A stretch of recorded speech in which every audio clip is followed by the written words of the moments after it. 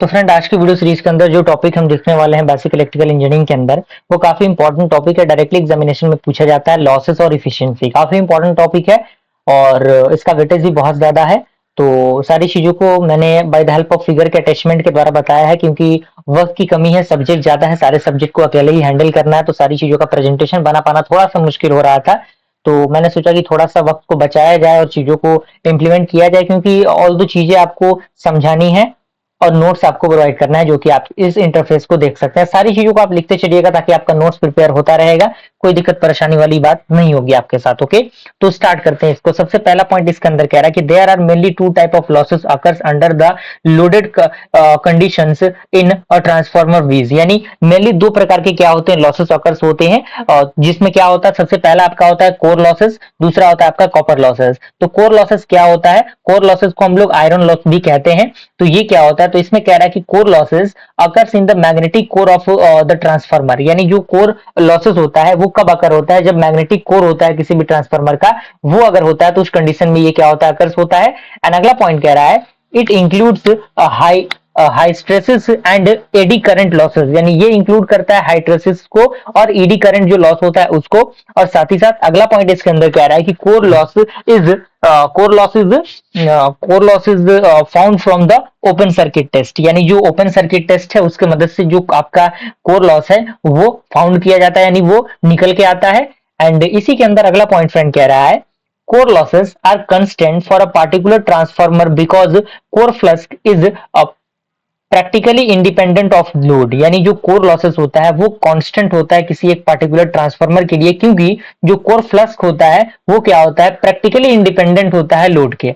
और साथ ही साथ it varies in a narrow range of 1 to 3% from no load to full load. यानी ये वैरी करता है नैरो रेंज से 1% से लेके 3% और from no load to full load के अकॉर्डिंग।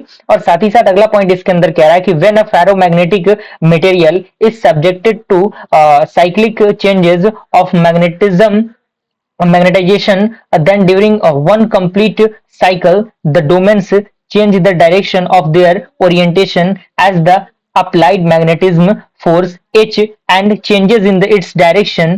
यानी कहने का मतलब क्या है? इस स्टेटमेंट को देख के घबराने की जरूरत नहीं है। इसमें कह रहा है कि जब कोई भी फेरोमैग्नेटिक मटेरियल सब्जेक्ट होता है साइक्लिक चेंजेस के रूप में ऑफ मैग्नेटाइजेशन या फिर मैग्नेटाइजेशन के कंसेप्ट में, तो उस दौरान एक जो कंप्लीट साइकिल होता है ऑफ द डोमेन जो चेंज करता है डायरेक्शन को उसके ओरिएंटेशन से और अप्लाई करता है मैग्नेटाइजिंग फोर्स एच को जो चेंज होता है उसके डायरेक्शन के अकॉर्डिंग। और साथ ही साथ work is done in changing the direction of domain which lead to the production of heat within the material and it's referred to as the hysteresis loss। Is that clear? यानी कहने का मतलब क्या है कि जो हीट लॉस होता है उसके मदद से ये चीजें एग्जीक्यूट होती हैं। और इसके अंदर कह रहा है कि this energy required in taking a material through one complete cycle of magnetization is proportional to the area enclosed by the hysteresis loop. यानी एक अगर साइकिल कंप्लीट होता है तो उस कंडीशन में जो एरिया इंक्लूड होगा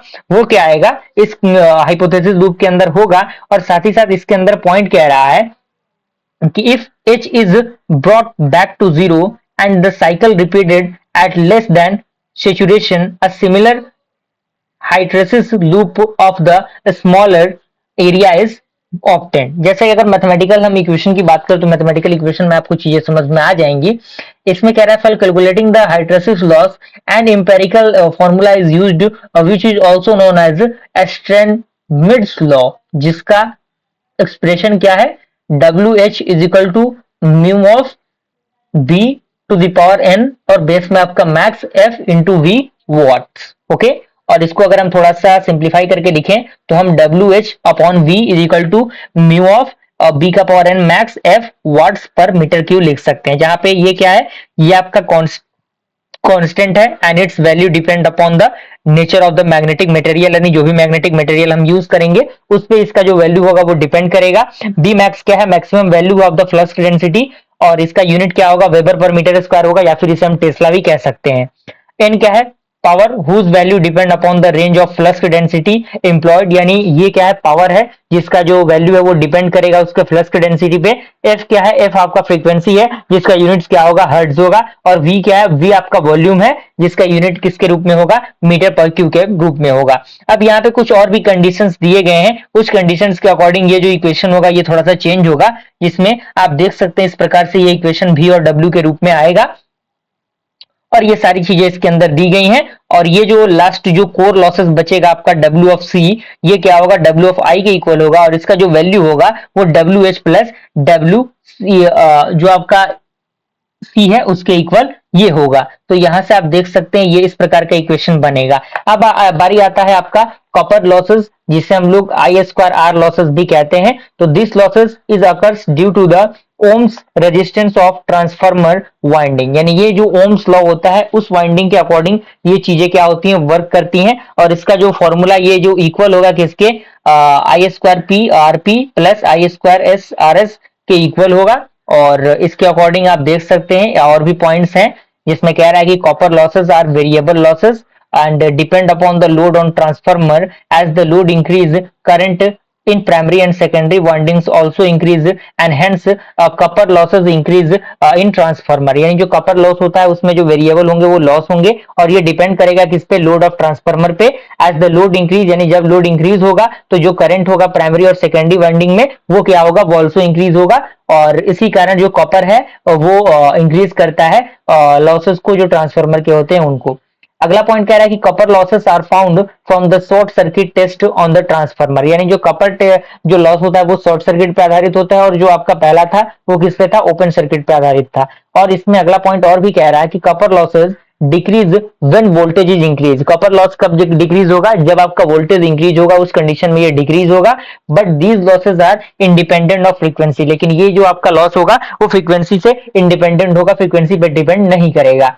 इज दैट क्लियर? तो these losses increase with load. और यहाँ पे अगर हम बात करें methods of reducing the losing in transformer, यानी ट्रांसफार्मर के मेथड को लॉस करने के लिए कौन कौन से मेथड होते हैं, तो इसमें सबसे पहला पॉइंट कह रहा है कि core loss in a transformer can be reduce by using the steel of high silicon content of the core and by using thin lamination. यानी जो कोर लॉस होता है वो ट्रांसफार्मर में वो क्या कर सकता है, रिड्यूस कर सकते हैं हम उसको किसके मदद से, जो steel of high silicon content होते हैं उसके मदद से, बाय यूजिंग द जो थिन लेमिनेशन होता है उसके अकॉर्डिंग हम कर सकते हैं। और अगला पॉइंट कह रहा है कि copper loss in a transformer can be reduced और minimise by using the proper dimension and material of the conductor, यानी जो प्रॉपर डायमेंशन होता है, मटेरियल होता है कंडक्टर का, उसके अकॉर्डिंग भी हम क्या कर सकते हैं, इसके लॉस को डिक्रीज कर सकते हैं। And the cooling should be proper because resistance depends on a temperature, यानी जो कूलिंग होगा वो किस पे डिपेंड करेगा, वो बिल्कुल उसके टेम्परेचर पे डिपेंड करेगा। और यहाँ पे टू कंडीशंस हैं जिसमें सबसे पहला है स्टे लोड लॉस, दूसरा आपका है डायरेक्शन लॉस। ओके, तो यहाँ तक मुझे पूरी उम्मीद है कि सारी चीजें समझ में आ गई होंगी आपको। और अगले वीडियो सीरीज के अंदर हम लोग अगले टॉपिक को डिस्कस करेंगे जो कि काफी इंपॉर्टेंट टॉपिक रहेगा आपके एग्जामिनेशन पॉइंट ऑफ व्यू से।